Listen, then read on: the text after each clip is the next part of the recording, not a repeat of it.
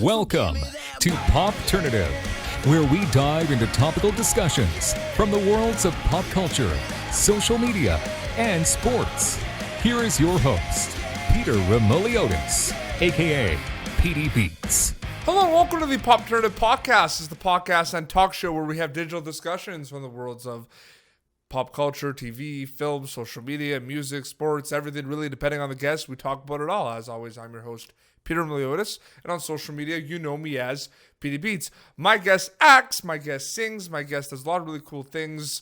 You'll recognize her from Degrassi, and she also released her new single recently as well. She is a musician. We are with Anna Golja. Anna, welcome to Popternative. Thank you for having me. How's the quarantine been for you so far? I mean, trying to make the best of it. It's as good as it can be, I guess, under the circumstances. No, absolutely. We talked about it in the preamble before we recorded. I mean, a lot of people recognize you as Zoe in Degrassi, but I go way back to the Family Channel days where you were on What's Up Warthogs, which was one of the many Canadian sitcoms. And it's funny because a lot of those sitcoms, there was that one, there was like The Latest Buzz, there's like a bunch of them, and then all of you went on Degrassi afterwards. Pretty much, yeah. It was like it was the stepping stone, right? It seemed like it, right? But you were relatively young on What's Up Warthogs, right? Was that like one of your first like gigs? It wasn't one of my first gigs. I started acting when I was 9, but I believe I was about 13 for the first season of What's Up Warthogs. Okay, yeah, because you were younger on that show for sure, and Yeah. then so you mentioned you started acting like when you were around 9, but like when did you kind of decide that like. Because, like, you're also, like, a musician, so you're, like, a storyteller. You do a lot of different types of storytelling. So when did you decide that you want to be a storyteller? It's hard to really pinpoint the one exact moment. I think when I was on Degrassi, that kind of really opened up my eyes in terms of seeing acting and the whole industry as a real career. Before then, I was like, oh, this is fun. This is a hobby. This is a way to make money, pass time, do something that I love. But I never really saw it as a career. I was always, become a doctor, become a lawyer. And then when I was on Degrassi, that's when I kind of opened up my eyes and realized that, I can do this for the rest of my life. No, absolutely. And, let's not beat around the bush. I mean, Zoe comes in and is introduced at Degrassi with, a negative kind of stigma attached to her, that she's this not nice person and she's a mean girl and she's snooty. Yeah. But you know what? I'm going to say this. I'm going to play devil's advocate a little bit. And, because like me and my sister, we watched Degrassi. Like, let's be honest, in the 20, like, it's not, you're not going to find a lot of people that like in their 20s that grew up in the 90s who like a lot of people watch Degrassi. Like I watched Degrassi. Yeah. So a lot of people, even if they don't admit it, they have watched Degrassi. You know what I mean? It's true. It's true. It's a guilty pleasure. No, it is. But like, I feel like there's a lot of like, there's a misunderstood aspect of your character a little bit as well. I think that there's situations where characters on Degrassi don't think that they're wrong. They that's who they are type thing. What do you think about that kind of narrative?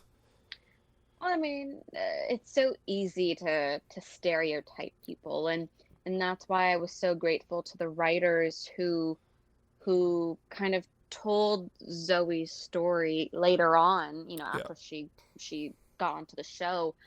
You got a little bit more insight into her family life, the dynamics within that.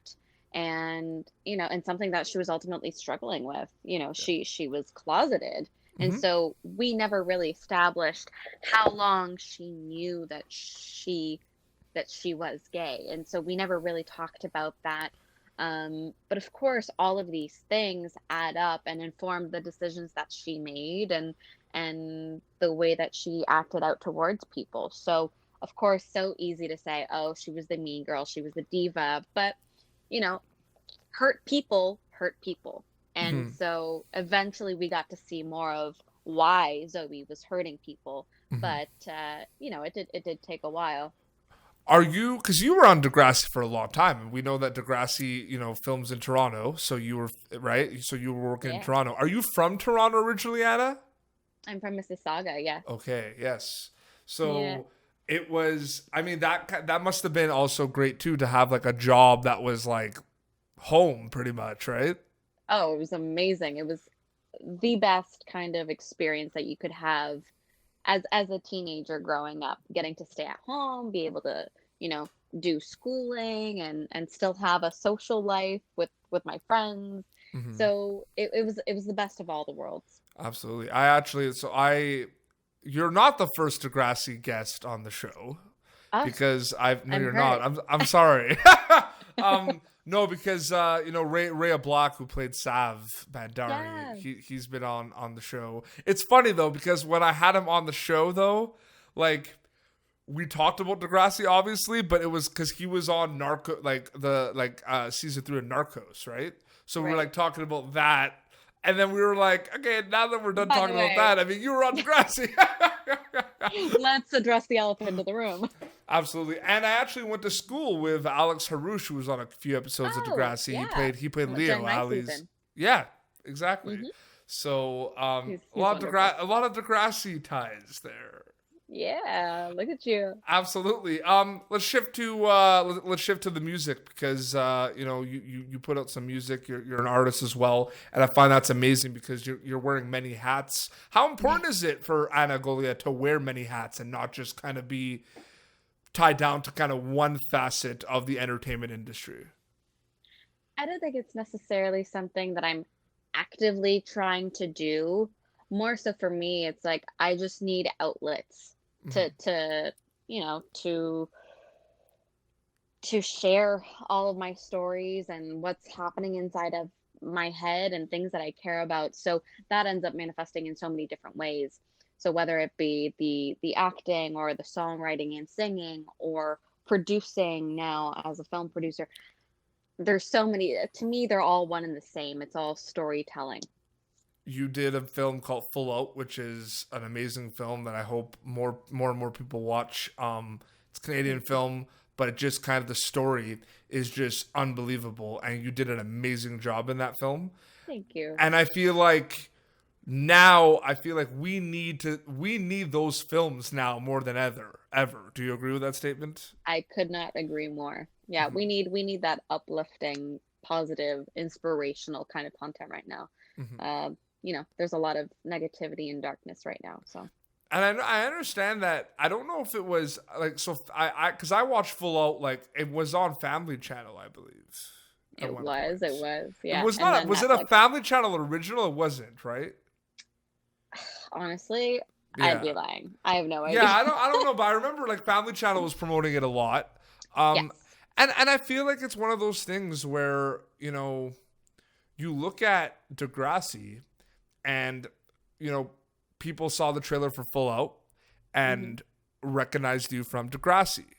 Hmm. And then that kind of will make people kind of want to see it because you were Degrassi. Have you ever thought about that a little bit? Like the past projects you've worked on, kind of like helping to kind of promote? Because I feel like that's like my background's in marketing communications, and I feel like that's a big marketing tactic. Like Of I. course. I know sometimes maybe it's something because you've done Degrassi, like it's been a while now, like since you did Degrassi Next Generation. Yeah. The new class that was on like a couple years ago, right? Correct. Yeah. But it's just like, do you know what I'm saying a little bit? I'm rambling on a bit. I apologize, Of but you know course. what I mean a little bit. No. Of course. No. Totally.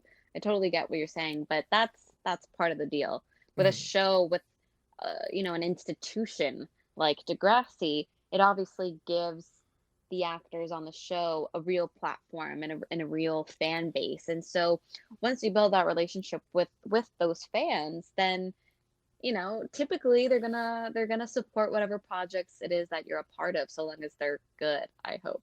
No, um absolutely. so that's part of the package. No, for you you sure. you get me, you get all of the Degrassi fans. No, I mean, and I feel like that's a thing because I was talking to someone like a couple of months ago about how now the process, like having a big Instagram following, is like important to like land roles, which to me sounds kind of crazy, but like It's so ridiculous, but it's I true. feel like it's a thing though. I feel like they look at that. That's why I see a lot more people have like an Instagram, even though they don't maybe use it as much. I know. It's really frustrating. Like at the end of the day, it should be about your talent. It should be About about your about the art and craft, absolutely. the suitability to the project. It shouldn't be about how many followers you have. Because also at the end of the day, you don't know really if all of your fans are going to be tuning into whatever else that you do. But I feel like it also has to do with the like kind of looking at what someone has done. Like your character is Zoe, right? And someone maybe wants to Hmm. cast you in a film that it's not exactly like Zoe's character, but something kind of along the line. So they know that you can kind of do that. You know what I mean? I see Yeah. that, like the research aspect, like Nurses, which is on Global right now, Hmm. has an ensemble cast. And I know a bunch of them, and it's like they've all done amazing kind of projects prior to Nurses, and it's like a Yeah. Canadian show, and it's like almost like a super group. You know what I mean? It's Yeah, like that's how it should be. Tara Scobie with Riverdale, Jordan Johnson Hines with Suits and Upload. You know what I mean? Like Natasha Callis Awesome. with The Possession. I'm a big horror movie guy. You know what I mean? Sandy was on Grey's Anatomy. You know, it's just like, and the same thing with Degrassi. Like you were on Degrassi. You're also in Full Out. You know what I mean? And there's like other people that have done amazing things from Degrassi. Like look at like Nina Dobrev. You know what I mean? Like that's important, and I feel like that marketing aspect is important as well. Do you find that your your work in acting has kind of helped and complemented your music and vice versa? Has that ever happened? Like, do you see the two helping each other in a regard? Yes and no, in very different ways. I do think that having a fan base because of Degrassi and my acting career has helped my music because I have a built-in audience. I have a built-in fan base. I have Yep. that core group of followers that will follow me with whatever I do, which is amazing. I'm so lucky to have them.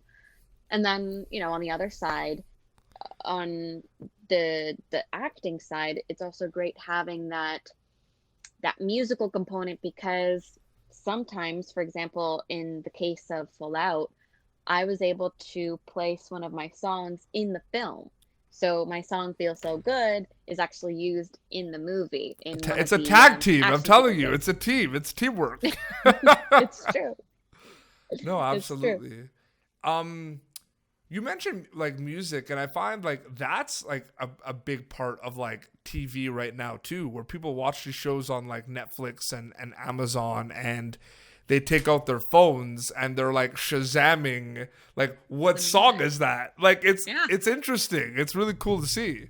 I definitely do that. I'm like, I do that ooh, all the great time. music. I do that all the time.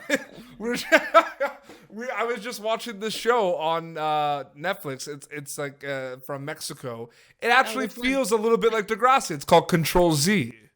Ooh, I haven't seen that It one yet. feels like Degrassi a little bit, and there's some Ooh, great tunes in that. So like I found some pretty cool bands from that soundtrack. But Degrassi too. Hey, Degrassi. amazing music. But here's the thing. Like a lot like it was even the seasons before Zoe showed up. Like I remember like they put like Silverstein and like Paramore and like bands that I grew up listening to, Alexis on Fire. You know what I mean? Like they Yeah, really hit it out of the park. our music supervisors, Instinct Entertainment, they're absolutely phenomenal. And I actually, because of their work on Degrassi, I ended up hiring them for the film that I produced called The Cuban. And so they did the music for that as well because they were just such rock stars. They're It's like you know fantastic what I at was what they gonna do. ask next because I was literally gonna ask you about the Cuban. Do you have I could hear you. do you have my notes somewhere? You know what I could read your mind. It's I mean? one of my powers. So the Cuban, a film that you produced, Yeah, and that's exciting.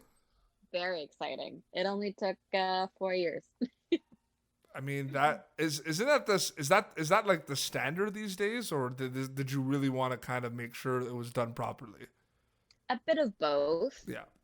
Being my first film as a producer, we really did take our time. Like the whole group was four producers, and we wanted to make sure that we got it right. But even with that, in mind, it was still a pretty fast kind of turnaround when you consider that from inception to release, it was 4 years because initially we were going to make a short film. And then once we got Lou Gossett Jr. attached, then it turned into this whole other beast. So we were still pretty quick with how we turned it around. Absolutely. Is there a medium that you kind of like more than other, or is it kind of equal, like TV and film? Like, I'm wondering if there's like one. I probably not. I feel like they're both treated kind of equally, right? For me, it's all the same. Mm-hmm. And that includes music. To me, it really is all storytelling. It's all connecting with people and informing and telling, at the bottom line, telling great stories. That's what it's all about for me. No, absolutely. Well, Anna, thank you so much for coming on Popternative. I really enjoyed chatting with you. Thank you so much, Peter. So plug away. So they can like work. When can they see the Cuban? Where could they can, your new single is out, social media. You got a lot of cool things going on. Plug away. Okay, plugging away.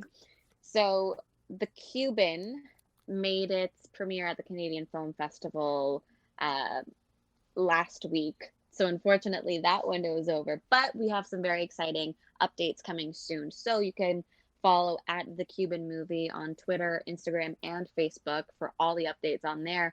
And I do have more music coming out very soon. So if you guys can follow me at the Anna Golja on Twitter and Instagram, you guys can be in the loop.